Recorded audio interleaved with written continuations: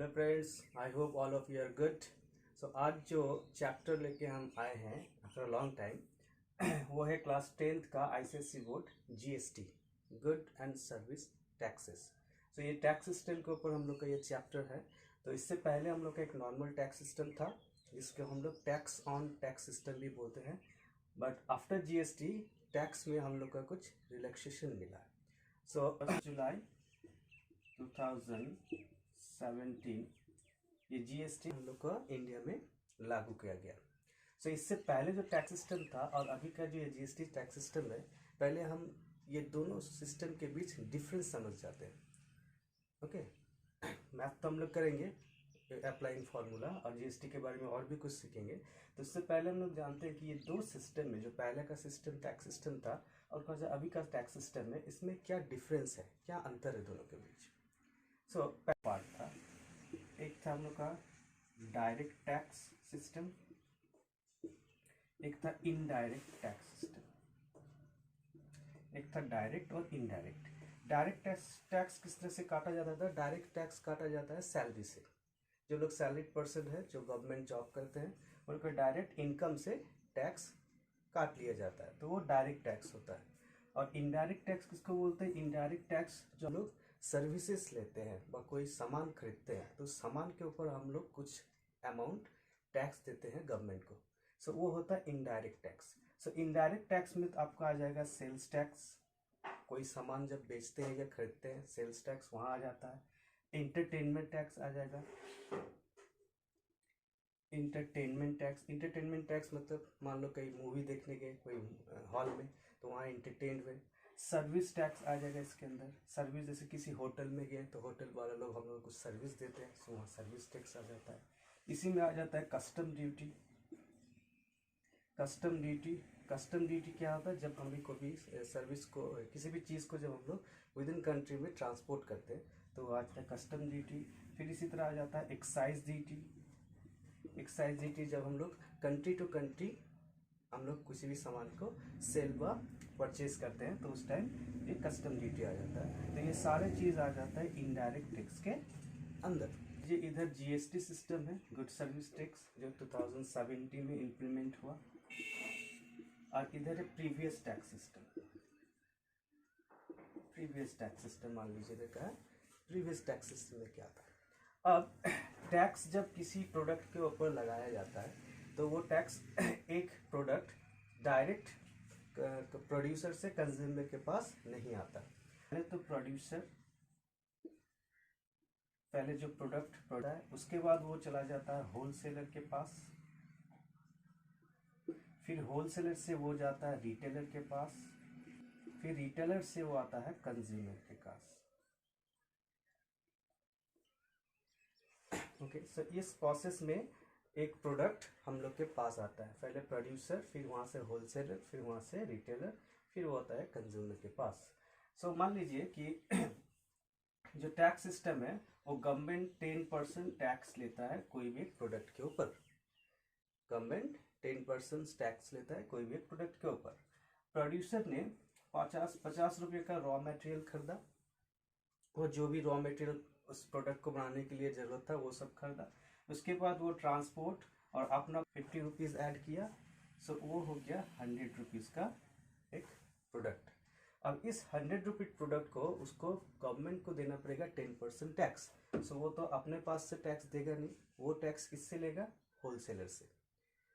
तो ये 10% टैक्स इससे लेने के लिए क्या करना पड़ेगा उसको? इस 100 के 10% मतलब 10% ऑफ 100 रुपीज़ 10 इसके साथ ऐड करेगा और वो चला जाएगा इसके पास, होलसेलर के पास। इसका मतलब होलसेलर प्रोड्यूसर से 110 रुपीज़ में ये प्रोडक्ट खरीद के लाएगा। अब जब होलसेलर रिटेलर को सामान बेचेगा या सेल करेगा तब वो भी क्या करेगा? इसके ऊपर अपना क्या जुड़ेगा? प्रॉफिट जुड़ेगा। तो प्रॉफिट जोड़ के वो हो जाएगा 120 रुपीज़। अब ये भी गवर्नमेंट को टैक्स देगा कितना? 10%। सो 120 का 10% हो गया 12 रुपीज़। सो वो कितना में पड़ गया? 132 रुपीज़। सो वो 132 रुपीज़ किसके पास गया? रिटेलर के पास। मतलब रिटेलर होलसेलर से कितना में खरीदेगा वो सामान? 132 में। अब रिटेलर क्या करेगा, ये भी इसके ऊपर अपना प्रॉफिट ऐड करेगा। मान लो ये भी 10 रुपया अपना प्रॉफिट ऐड करा, तो ये हो गया कितना, 142 रुपीज़ का। अब 142 रुपीज़ का जब हो गया, इसके ऊपर फिर रिटेलर भी 10% टैक्स जोड़ेगा, क्योंकि उसको भी गवर्नमेंट को पे करना है। सो 142 का 10% हो गया 14.2। सो ये कितना हो गया, 156.2 रुपीज़। अब 152 रुपीज़ में कौन खरीदेगा, कंज्यूमर मतलब हम लोग, और हम लोग होता है एंड यूजर, मतलब इसके बाद हम लोग सेल नहीं करेंगे, हमको यूज़ करना है। तो एक कंज्यूमर को 100 रुपीज़ का एक प्रोडक्ट थ्रू दिस चेन कितना रुपया में पड़ा, 156.2 में। सो यहाँ आप देख सकते हैं कि ये क्या हो रहा, कि प्रोडक्ट के ऊपर टैक्स के ऊपर टैक्स लगते जा रहा है। देखिए 10% यहाँ टैक्स, यहाँ भी 10%, यहाँ भी 10, मतलब इसको बोलते हैं टैक्स ऑन टैक्स, जिसको हम लोग कैस्केडिंग इफेक्ट भी बोलते हैं cascading effect, tax on tax. So ये मेरा प्रीवियस सिस्टम का टैक्स सिस्टम था। सो प्रीवियस सिस्टम आप देख सकते हैं, 100 रुपीज़ का एक प्रोडक्ट को हमको कितना रुपीज़ देना पड़ता था, 156.2, मतलब हम मेरा ऊपर एक ह्यूज अमाउंट हमको एज अ टैक्स देना पड़ता है, 100 से 156.2। तो पूरा टैक्स किसके ऊपर पड़ गया, कंज्यूमर के ऊपर। ये टैक्स नहीं देता, देखिए ये टैक्स इससे लिया 10%, प्रोड्यूसर ने टैक्स किससे ले लिया, होलसेलर से लेके गवर्नमेंट को पे किया, होलसेलर ने रिटेलर से लेके गवर्नमेंट को पे किया, रिटेलर ने हमसे लेके गवर्नमेंट को पे किया, मतलब हर बर्डन किसके ऊपर आके गिरा, कंज्यूमर के ऊपर। यही यार बात करते हैं कि यही टैक्स का ऊपर अगर एग्जांपल लेके जीएसटी सिस्टम में आता है, तो जीएसटी सिस्टम में क्या है, मान लीजिए सेम प्रोड्यूसर ने 50 रुपीज़ का रॉ मटेरियल खरीदा, 50 रुपीज़ उसके साथ प्रॉफिट ऐड किया, तो ये हो गया 100 रुपीज़ का। अब इसको भी गवर्नमेंट को पे करना है 10% टैक्स। सो यहाँ क्या होता है, यहाँ प्रोड्यूसर को सिर्फ वैल्यू एडिशन में टैक्स पे करना था। क्या करना होता है, वैल्यू एडिशन के ऊपर टैक्स पे करना होता है। तो यहाँ वैल्यू एडिशन क्या है, ये 50 रुपीज़। सो प्रोड्यूसर को वैल्यू एडिशन, जो वो वैल्यू ऐड किया है एज अ प्रॉफिट, उस वैल्यू एडिशन के ऊपर उसको टैक्स पे करना होगा। तो 50 का टैक्स 10% हो गया 5 रुपीज़। इसका मतलब ये सेम चीज़ होलसेलर को कितने में आएगा, 105 रुपीज़ में। अब ये क्या करेगा, ये फिर अपना 10% प्रॉफिट ऐड करेगा, 10 रुपीज़ प्रॉफिट ऐड करेगा, ऐड किया तो ये गया 115 रुपीज़। अब इसको भी टैक्स जो पे करना है वो किसके ऊपर पे करना है, वैल्यू एडिशन के ऊपर, मतलब 10 रुपीज़ के ऊपर। तो 10 रुपीज़ का 10% हो गया 1। सो रिटेलर को ये कितना में पड़ा, 116 रुपीज़ में। अब रिटेलर भी किया, फिर से 10% अपना प्रॉफिट, 10 रुपीज़ प्रॉफिट ऐड करेगा, सो ये हो जाएगा 126 रुपीज़। अब इसको भी पे करना है टैक्स, सो वैल्यू एडिशन के ऊपर, मतलब फिर से 10 रुपीज़ का 10% इक्वल टू ₹1। सो ये कंज्यूमर को कितने में पड़ा, 127 रुपीज़। सो अब आप डिफरेंस देखिए, इन प्रीवियस टैक्स सिस्टम में 100 रुपीज़ का प्रोडक्ट हमको देना पड़ता था 156.2 rupees, but in GST system में वही 100 रुपीज़ का प्रोडक्ट हमको कितना में मिल रहा, 127 रुपीज़ में। सो ये है जीएसटी सिस्टम, जिस सिस्टम से हम लोग जो टैक्स ऑन टैक्स देते थे, जिसको हम लोग कैस्केडिंग इफेक्ट करते थे, उस इफेक्ट से हम लोग बचे और हम लोग को इतना सस्ता में सामान मिल रहा। दैट मीन्स हम लोग को जो टैक्स पे करना हो रहा गुड्स के ऊपर, वो बहुत कम हो गया है, घट गया है। तो ये था हम लोग का जीएसटी और प्रीवियस सिस्टम का अंतर। आई होप ये क्लियर हो गया होगा। इसके बाद हम लोग अब जो है वो जीएसटी का टाइप्स, मतलब किस टाइप से जीएसटी हम लोग पेड करते हैं। जीएसटी का अगर टाइप करें तो वो होता है, एक होता है इंट्रा सिस्टम और एक होता है इंटर सिस्टम। एक इंट्रा सिस्टम में जीएसटी पे करते हैं, एक इंटर सिस्टम में जीएसटी पे करते हैं। इंट्रा सिस्टम हो गया with in same state, that means एक ही स्टेट अंदर जब हम लोग प्रोडक्ट का लेन देन करते हैं तब वो आता है इंट्रा सिस्टम के ऊपर। और इंटर सिस्टम कब आता है जब हम डिफरेंट स्टेट के बीच, same country within the country different state के बीच, डिफरेंट स्टेट के बीच, जब डिफरेंट स्टेट के बीच हम लोग का लेन देन होता है तब वहाँ आता है इंटर सिस्टम। सो इंट्रा सिस्टम जीएसटी में आता है आप लोग का दो चीज, एक होता है CGST, एक होता है SGST। CGST क्या होता है, हम लोग जब इंट्रा सिस्टम में किसी भी प्रोडक्ट का लेन देन करते हैं तो हमको जो GST पेड करना होता है उस GST का हाफ जाता है सेंट्रल गवर्नमेंट के पास जो है CGST, एंड हाफ जाता है SGST मतलब स्टेट गवर्नमेंट के पास। सपोज फॉर एग्जांपल अगर हम कोई मोबाइल खरीदें तो मोबाइल के ऊपर मेरा 12% GST चार्ज लगेगा।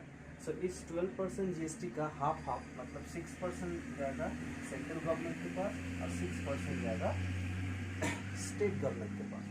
बट अगर हम लोग दो डिफरेंट स्टेट के बीच हम लोग इंटरेक्शन कर रहे हैं, मान लीजिए हम वेस्ट बंगाल से उत्तर प्रदेश यूपी में कोई सामान को बेच रहे हैं या खरीद रहे हैं, तो उस टाइम जो GST लगता है वो GST डायरेक्ट सेंट्रल गवर्नमेंट के पास जाता है।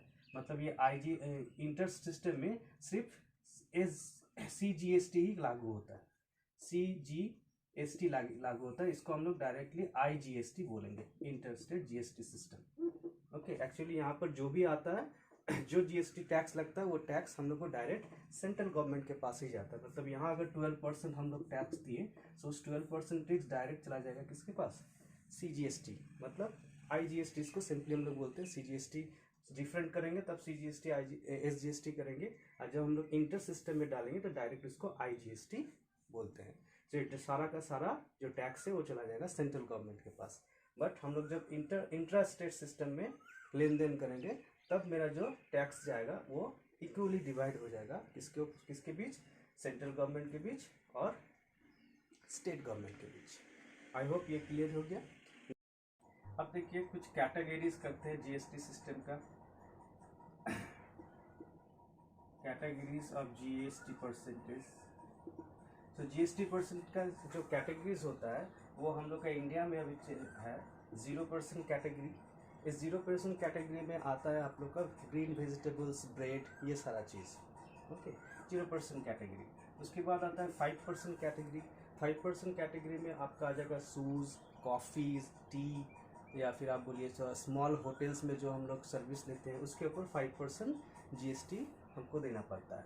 फिर आता है 12% एंड 18% कैटेगरी। इस कैटेगरी में आप लोग का आ जाएगा ज़्यादातर इलेक्ट्रॉनिक्स, मोबाइल्स, टेलीफोन सर्विसेज, या आप बोलिए कुछ होटल सर्विस, होटल भी इसके अंदर आता है। और 28% जो GST रेट है ये 28% लागू हो जाता है आप लोग का लग्जरीज होटल्स।